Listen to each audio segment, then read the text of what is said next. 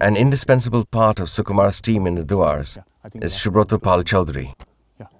Subroto is well known for his exploits in tranquilization of wildlife, and especially large mammals. Subroto has his own story of how he narrowly escaped death while trying to tranquilize a rogue elephant.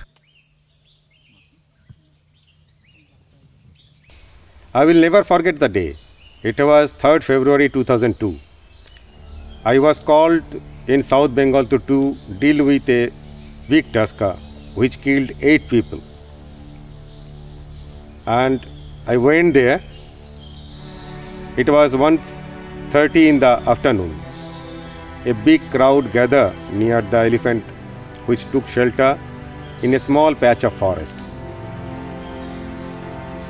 We went inside and saw the tusker took shelter behind a tree. I was 30 meters away when I aimed and darted that elephant. Immediately, the elephant charged back and started running towards me. And 30 meters is not a distance for a big tusker to cover. My assistant opened fire. The elephant wouldn't stop and started coming towards me in running speed like a train. I tripped on a stump and fell down.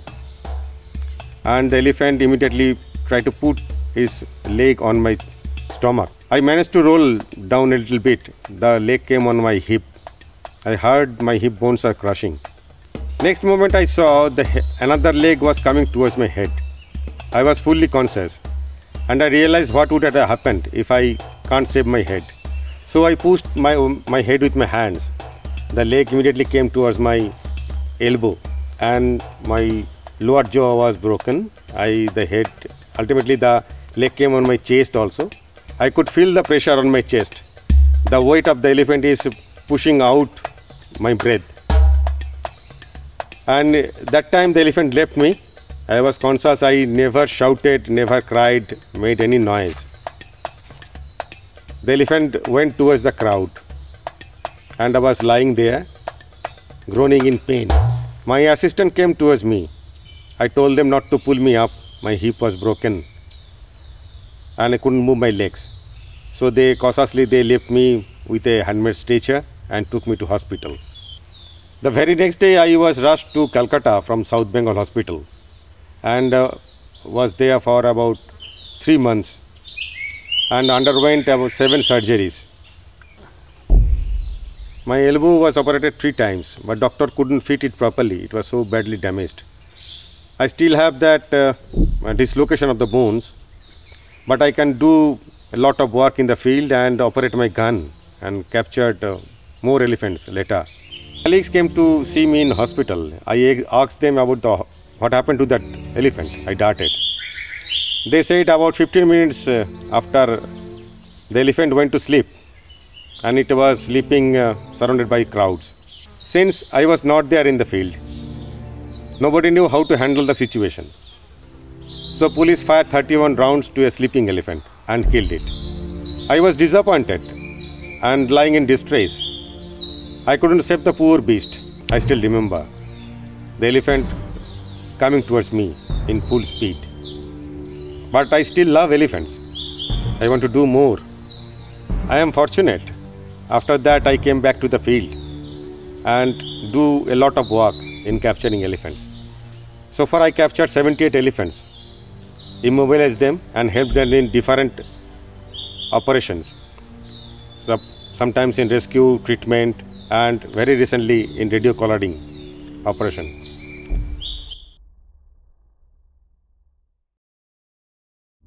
One of the bulls which was fitted with a GPS collar was named Raja, after the settlement called Rajabad Khawa, close to which he was collared. March is a very dry month at Buxa Tiger Reserve and adjoining areas when the farmers do not grow any crops. The very accurate data which the GPS collar provided showed that Raja moved in a relatively small area of dense forest, totally avoiding human habitation during this period. With the onset of the monsoon showers, local communities in and around Buxa began farming activities and mainly put in maize crop. The GPS data showed that Raja now began to move more widely and increasingly started to explore fields and settlements, again retreating to the interiors of the dense jungle once this was harvested. Raja came into his element during October when villagers cultivate paddy. He became a crop raider, frequently visiting Rajabad Khawa and other settlements in Buxa for this tasty and nutritious food. In early November, he did something quite unexpected. From Buxa, he made a rapid thrust east, crossing the Sankosh River and moving into Assam, where he raided paddy fields. This in effect showed that Raja ranged over 1,000 square kilometers.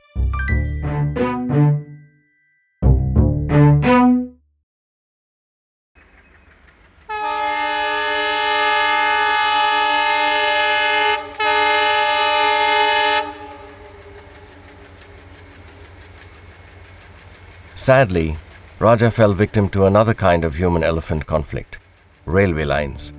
He was hit by a speeding train while feeding next to the track. Despite the Forest Department's best efforts, Raja succumbed to his injuries after an agonizing 24 hours. This railway line was converted to broad gauge in 2004, and as trains move faster and more frequently on such tracks, besides Raja, 20 elephants have been killed on this track alone, including an entire family group of 7 elephants. I think we need to have a long-term land use plan at the landscape level for northern Bengal.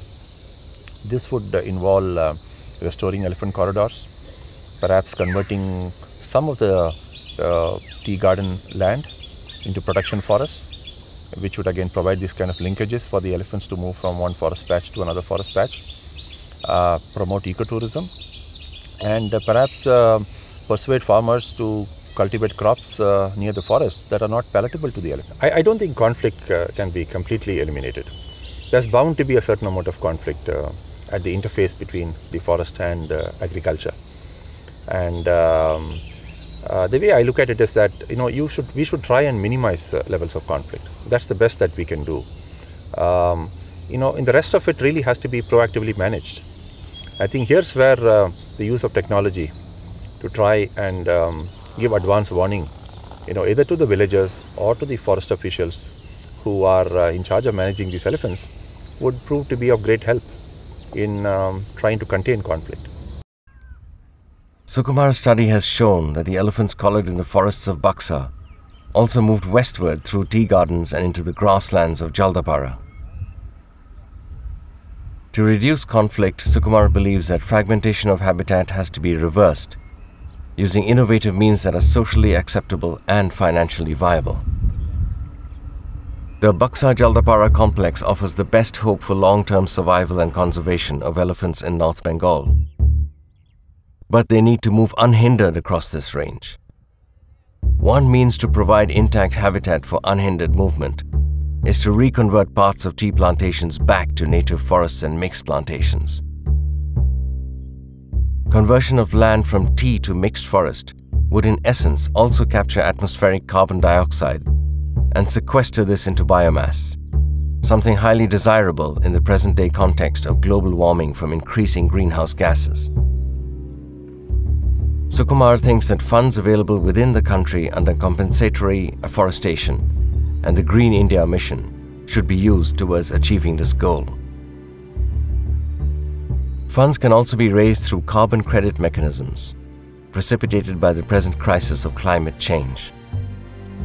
Industries and developed countries are willing to pay for what is termed carbon credit. Sukumar feels that this provides a positive opportunity for the Asian elephant in North Bengal and for the global environment as a whole.